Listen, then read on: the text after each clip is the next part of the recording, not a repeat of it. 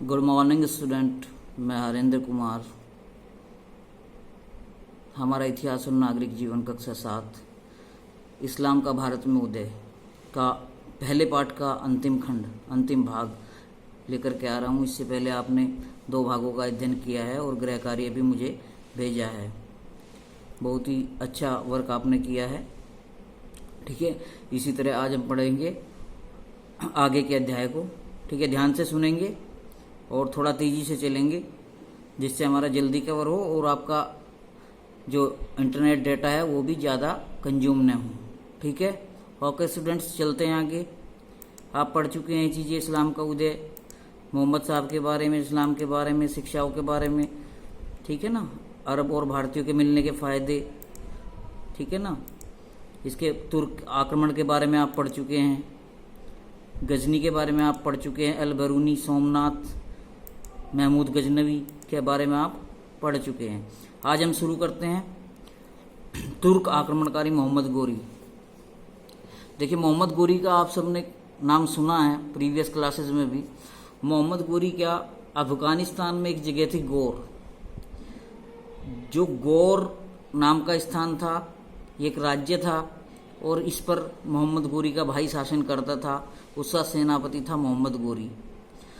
तो भारत के विरुद्ध जो आक्रमण करने के लिए जो आक्रमण किए, तो मोहम्मद गोरी भारत की तरफ भेजा गया और उसने गजनी पर 1173-74 ईस्वी में अधिकार कर लिया। गजनी ये पहले आपको बताया जा चुका है कि गजनी कहाँ पर था। ये भी जैसे मोहम्मद गजनवी, इसलिए तो उसको गजनी भी कहा जाता है। वो गजनी का ही शासक था, उस पर अधिकार कर लिया। और भारत पर पहला आक्रमण उसने कब किया? 1175 ईस्वी में मुल्तान पर आक्रमण किया, जो वर्तमान पाकिस्तान में है। ठीक है ना, उस समय भारत का हिस्सा था, तो वहाँ पर आक्रमण किया। मुल्तान विजय के पश्चात गोरी ने गुजरात पर आक्रमण किया। यहाँ उसे चालुक्य वंश के राजा मूलराज द्वितीय ने अपनी साहसी विधवा माँ नायिका देवी के नेतृत्व में पराजित किया। मूलराज द्वितीय सोलंकी वंश का, चालुक्य वंश का राजा था। ठीक है, और उसने जो है, उसकी माँ विधवा हो चुकी थी, इसके जो पिताजी है वो मर चुके थे, तो नायिका देवी उनका नाम था। उन्होंने इस युद्ध का नेतृत्व किया था और इसको जो है गोरी को परास्त किया था। गोरी ने 1190 ईस्वी तक संपूर्ण पंजाब को जीत लिया। देखिए, पहले इसने गुजरात पर आक्रमण किया, वहां पर इसको जो है पराजय का सामना करना पड़ा। किसके विरुद्ध? मूलराज द्वितीय के विरुद्ध। तो इसने अपना रास्ता बदल लिया, ये और ऊपर की तरफ, पंजाब की तरफ से इसने भारत पर जो है और ऊपर की तरफ जो है इसने आक्रमण किए। ठीक है, आगे चलते हैं। वहां पर इसको सफलता भी मिली। तो उन दिनों जो पृथ्वीराज चौहान हैं, जिस समय मोहम्मद गोरी आक्रमण कर रहा था, उस समय चौहान या चाहमान वंश का जो राजा था पृथ्वीराज चौहान, अपने राज्य का विस्तार करने में लगा हुआ था, अपने राज्य का विस्तार कर रहा था। ठीक है, कन्नौज की सीमाओं को बढ़ा रहा था। पृथ्वीराज चौहान योग्य सेनानायक था, उसने अनेक राजपूत शासकों को पराजित किया था। उसमें जिन राजाओं को इसने पराजित किया, उसमें एक बहुत प्रमुख राजा थे, बहुत मुख्य, चंदेल वंश के परमार्दी देव। ठीक है, परमार्दी देव के साथ में जो उनके सेनानायक थे आला उदल के किस्से गाए जाते हैं उत्तर प्रदेश में आज भी। ठीक है, ये महोबा पर्सनल, जो आज का महोबा जिला है, वहाँ से बिलोंग करते थे आला उदल, और इन्हीं के नाम पे आल्हाएं भी गाई जाती हैं। उसमें आला उदल के किस्से गाए जाते हैं। तो लोक प्रसिद्ध सेनानायकों ने भीषण युद्ध किया था, लेकिन वे युद्ध में मारे गए थे। युद्ध किसने जीत लिया था? पृथ्वीराज चौहान। ठीक है ना, तो मोहम्मद गोरी के अधिकार कर लेने के बाद पृथ्वीराज चौहान तथा गोरी के मध्य संघर्ष की स्थिति बन गई। मोहम्मद गोरी का अधिकार कहाँ पर? पूरे पंजाब पर कर लेने के बाद। ठीक है ना, जब पंजाब पर पूरे पर उसने अधिकार कर लिया, तो उसकी सीमाएं पृथ्वीराज के राज्य से मिलने लगी। तो दोनों ही कैसे शासक थे? साम्राज्यवादी नीतियां रखते थे, दोनों ही जो है साम्राज्य विस्तार करने के लिए उत्सुक थे। उधर से मोहम्मद गोरी अपना राज्य बढ़ाना चाहता था, इधर से जो है पृथ्वीराज चौहान। तो इनका टकराव कहाँ पर हुआ? हरियाणा में करनाल जिले में तराइन के मैदान में। तराइन का जो मैदान है वहाँ पर ये एक दूसरे के आमने सामने आ गए। कब? 1191 ईस्वी में। इसको देखिए, ये इतिहास में बहुत प्रमुख युद्ध है और ये आगे तक बहुत सारे कॉम्पिटिशन्स में भी आपके काम आएगा। ठीक है। तराइन का प्रथम युद्ध कब हुआ? 1191 ईस्वी में। तराइन का प्रथम युद्ध 1191 ईस्वी में पृथ्वीराज चौहान और मोहम्मद गोरी के मध्य हुआ। इस युद्ध में मोहम्मद गोरी बुरी तरह परास्त हुआ और जान बचाकर भागा। यानी कि कौन इसमें जो है विजयी हुआ? पृथ्वीराज चौहान विजयी हुआ। लेकिन मोहम्मद गोरी पराजय से बहुत रुष्ट हुआ, संतुष्ट नहीं हो रहा था, साम्राज्यवादी नीति रखता था। तो 1 साल तक शांत बना रहा और अपनी सेना को शक्तिशाली बनाता रहा। उसने अगले वर्ष 1192 ईस्वी में पुनः पृथ्वीराज पर आक्रमण कर दिया। तराइन के मैदान में ही यह द्वितीय युद्ध हुआ। इसको तराइन का द्वितीय युद्ध कहा जाता है। ये 1192 ईस्वी में हुआ। ये आपको बिल्कुल ध्यान रखने की बात है, क्योंकि जो तराइन का प्रथम युद्ध है, ठीक है, 1191 में ये तराइन का प्रथम युद्ध, ठीक, और द्वितीय 1192 में, ये डेट्स आपको याद रखनी है बेटा। तराइन का द्वितीय युद्ध कब हुआ? 1192 में हुआ। और तराइन का प्रथम युद्ध 1191 में। और किस किस के बीच हुआ? पृथ्वीराज चौहान और मोहम्मद गोरी के बीच हुआ। ये चीजें आपको बिल्कुल याद रखनी है, ठीक है।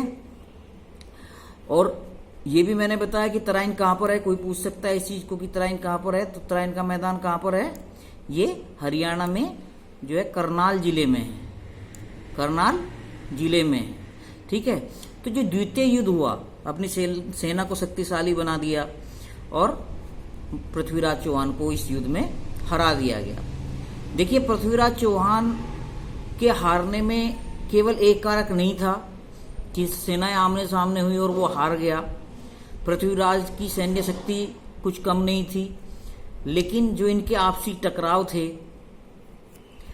पृथ्वीराज चौहान के अन्य राजाओं के साथ, इनके पड़ोसी राज्य में जो एक राजा था जयचंद, उनकी जो पुत्री थी संयोगिता, उनका कथित तौर पर अपहरण कर लिया गया था पृथ्वीराज चौहान के द्वारा। तो जिस बात से वो रुष्ट था और उसने मोहम्मद गोरी का साथ दिया था, तो युद्ध में पृथ्वीराज बुरी तरह परास्त कर बंदी बना लिया गया और बाद में इनको मार डाला गया था। इनका जो एक दरबारी कवि, पृथ्वीराज चौहान का एक दरबारी कवि चंद्रबरदाई ने पृथ्वीराज रासो नाम का ग्रंथ लिखा है और उसमें वर्णन किया है कि कैसे जो है पृथ्वीराज चौहान ने बाद में मोहम्मद गोरी को मार डाला। ये कुछ लोग इसको किंवदंती बताते हैं, कुछ लोग सत्यता बताते हैं, लेकिन ये इनका दरबारी कवि था। और दरबारी कवि जो है अपने शासक के लिए काफी कुछ लिख देते हैं, ठीक है। जरूरी नहीं कि वो घटना सत्य हो। तो जयचंद ने 1192 के तराइन के युद्ध में पृथ्वीराज चौहान के विरुद्ध साथ दिया था, पृथ्वीराज चौहान के विरुद्ध गोरी का, लेकिन गोरी ने जयचंद को भी नहीं बख्शा। और 1194 ईस्वी में जो कन्नौज के शासक थे जयचंद, कन्नौज के शासक बन गए थे पृथ्वीराज चौहान के हारने के बाद में, तो उनको जो है चंदावर के युद्ध में गोरी ने परास्त किया। तो कुल मिलाकर गोरी ने उत्तर भारत के संपूर्ण राजाओं को हरा दिया और उत्तर भारत पर अधिकार कर लिया। 1200 ये जो है 1200 जब प्रारंभ हो रहा था, 13वीं शताब्दी जब प्रारंभ हो रही थी, 1202 में ये जो है गौर का शासक बन गया था। पहले इनके भाई थे, फिर ये गौर का शासक बन गया। और भारत में 1206 में कुतुबुद्दीन ऐबक नाम के एक अपने गुलाम को, अपने जो है उत्तराधिकारी को छोड़ करके गोरी वापस चला गया, ठीक है ना। लेकिन वापस जाने से पहले क्या हुआ, यहां पर दिल्ली सल्तनत की नींव डालकर चला गया। कुतुबुद्दीन ऐबक ने खुद को कभी सुल्तान घोषित नहीं किया, गोरी के नाम पर ही वो गोरी के गुलाम पर के नाम पर यहाँ पर शासन करता रहा। ठीक है, तो दिल्ली सल्तनत की नींव डाली, दिल्ली पर तुर्कों का राज्य स्थापित कर दिया और यहाँ से दिल्ली सल्तनत का इतिहास शुरू हो जाता है। तो बच्चों, मोहम्मद गोरी दिल्ली सल्तनत की स्थापना करने वाला व्यक्ति कौन? मोहम्मद गोरी था।